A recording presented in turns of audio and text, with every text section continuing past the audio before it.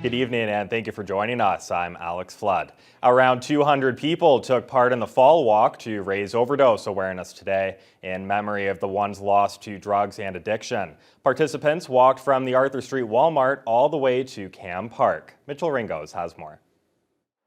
The roughly 200 people in attendance created a sea of purple as they came for the walk, along with their pets, as they were allowed to join in as well. The walkers brought everything from custom-made shirts, signs, all the way up to balloons. Event coordinator Carolyn Carl lost her daughter to an overdose in September of 2021 and says she was so happy to see the huge amount of support and hopes that with the walk they can start to end the stigma and open up a dialogue about addiction. And when you have a loved one that is struggling with addiction, you really need the support of others. It's so important. It's just, if you had a loved one that had any other disease, you'd talk about it.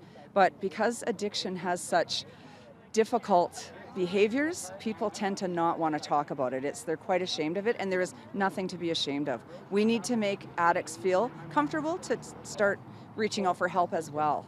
The walkers marched through the streets where dozens of cars honked their horns in support of the walk. The march made their way down most of Arthur Street, making a quick stop at City Hall for a demonstration, and then moving on to their end destination at Cam Park, where the walkers all came together to celebrate the successful walk. Mom Stop Harm advocate Stacy Gerard in Chicago also lost her child to an overdose and says the time to avoid the discussion is over.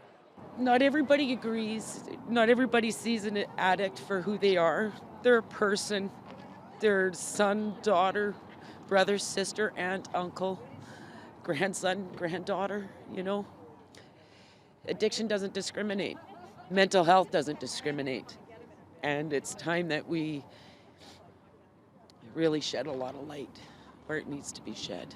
Carl says she hopes to hold this event more than once a year and thinks it's great for people to get out and be part of the change. Mitchell Ringos, TBT News. As the City of Thunder Bay looks to update its zoning bylaw, one major change in the draft plan could solve some housing issues. Allowing small backyard homes is a step in the right direction toward a flexibility that social researcher Bonnie Krizawati says is needed in city zoning. The restrictions on backyard homes and tiny homes in general have long been a frustration for some locals. Krizawati says more still needs to be done to allow for tiny homes on properties zoned for typical single-family units. We have, the better, right? Tiny homes can offer something maybe that a larger home can't. For instance, it's space saving. Might be able to easier to build tiny homes to create a smaller type of community, less expensive to live in, so costs are less expensive. Some councillors worried about the impact a large number of backyard homes could have on neighborhoods. Krizawati says it would help bring a sense of community and encourage urban infill that has been a growing problem locally. And Red Rock has been a hub of activity for the past 2 years, with much of the work centering on the town's new sewage treatment plant. Then, late last year, the community embarked upon a plan to increase housing in Red Rock with the creation of a new subdivision. Adam Riley has an update on both of those projects. It was quite a project, overtaken many a years, and yeah, the plant. I mean, if you want to say a sewer plant is beautiful, this one certainly is. It has been a long journey, but the new $25 million sewage treatment plant in Red Rock is now complete, bringing to a close a hard-fought push to replace the former sewage treatment plant, which had served the community for the last 50 years. Town officials lobbied for years for funding, and eventually the project broke ground in May of 2019. Chief Administrative Officer Mark Figliamini says due to some delays related to COVID, some non-critical elements of the project are still left to be completed. You're going to see that whole site transformed very soon. We were hoping the end of this year for a lot of the cosmetic parts and it still may happen, but as we get closer and closer and Mother Nature creeps in on us here with some weather that might bring snow and sleet and that kind of thing, that we may see some of those features stretched over into the spring. Figliamini says the old plant is expected to be demolished over the next week and is happy to announce that despite those delays, the project has fallen well within its budget. And as that project wraps, another which was initiated a year ago has hit a snag of sorts. Last October, the community embarked on a plan to convert a section of land along the lake into a waterfront subdivision. However, surveys have now shown that some of the land in question is owned by CN Rail, despite the fact the company has had no real North Shore operations for over a decade. Figliamini says despite that, council, along with Bruno's Contracting, is still interested in pursuing the project. We're very optimistic that we can acquire that land and hopefully build the project that was projected for that property. And if not, and that's a big if not, we can readjust and restructure from there. Discussions with CN are expected to begin soon, according to Figliamini, as the property in question is essential to the project as it is designed now. Adam Riley, TBT News. The Thunder Bay Community Economic Development Commission has successfully secured $1 million in funding to support the installation of electric vehicle charging stations across the city. The funding will be distributed by the CEDC through a program called Plug in Thunder Bay, which will help meet the growing demand for vehicle chargers. Applications will be accepted until December 17th for funding covering up to half the costs of charger purchases. Electric vehicles are becoming more popular in Thunder Bay, as seen at an event held last weekend at Lakehead. CEDC project manager Jamie Lee Kostecki says this fund is necessary with the changing times. We are seeing that there is a huge demand for this and that citizens are having a lack of infrastructure around their communities. So we want to give our business community, our tourist attraction, our accommodation sector, and many others the ability to install these stations at a reduced price that addresses our current needs of Thunder Bay and our future needs. The funding is available for companies, entrepreneurs, or property owners for certain types of charging stations. Level 2 chargers currently cost around $8,000 to $10,000, while the fast chargers go from $50,000 up to $100,000. The applications are available online, and for those who do take part, they'll be awarded the discount in January or February, and then have up to a year for the installation to take place. Moving outside of the region, Sudbury continues to grapple with a large spike in COVID cases compared to other parts of Northern Ontario. One expert suspects it has more to do with several larger outbreaks. CTV's Ian Campbell has the details behind Sudbury's 134 active cases. A lot of those numbers right now are being attributed to the Sudbury jail, which at last word had 38 inmates and 6 staff infected with the virus. That's why the facility is now closed. Eric Kim is the public health inspector who's been the point person in regards to the jail situation.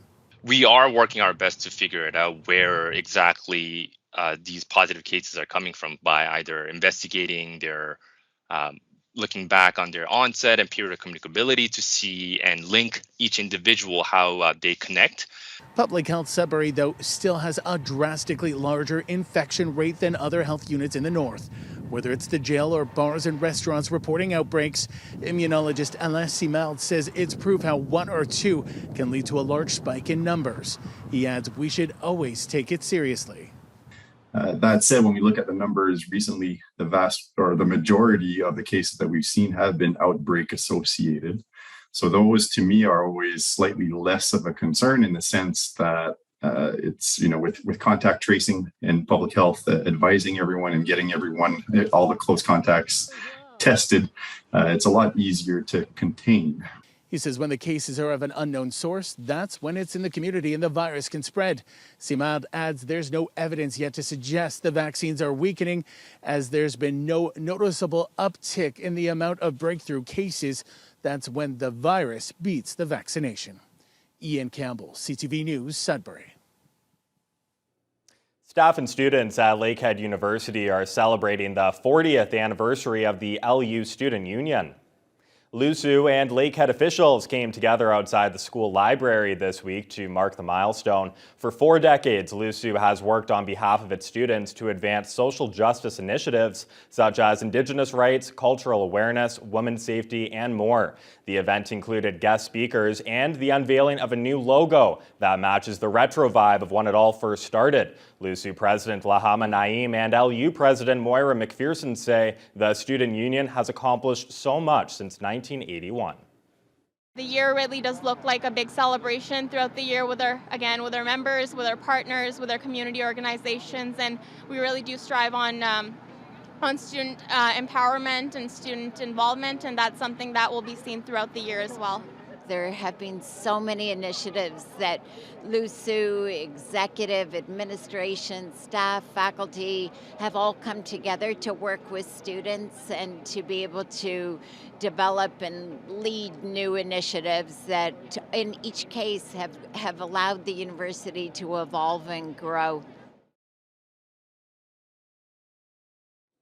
A local climatologist is pointing to some tangible effects of climate change right here in our city. Thunder Bay saw its first frost of the season this past Monday, bringing to an end a record stretch of frost-free days. That began back on May 29th. That's 141 days without frost.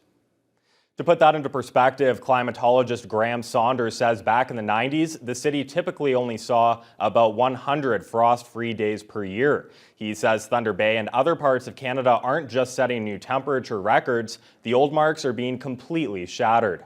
On the heels of the city's warmest summer on record, Lake Superior recently registered a full 6 degrees warmer than normal for this time of year. Usually records are exceeded by a tiny little bit of, a tenth of a degree, 2/10, but these are exceptional records. So it flags that as the warnings are out, there's a lot more energy in the whole system, and we should expect more, not just warmer temperatures, but more extremes of weather conditions because of this additional energy in the global and then regional system. Join now with Kurt Black. Kurt, you wouldn't know it based off the temperatures we've currently had, but Thunder Bay definitely heated up this year. Speaking of heating up, those Thunderwolves are looking to get off to a right and good start. Yeah, absolutely, Alex. It's been so long since we've had university hockey, but those Thunderwolves, they wasted no time last night in their first exhibition game.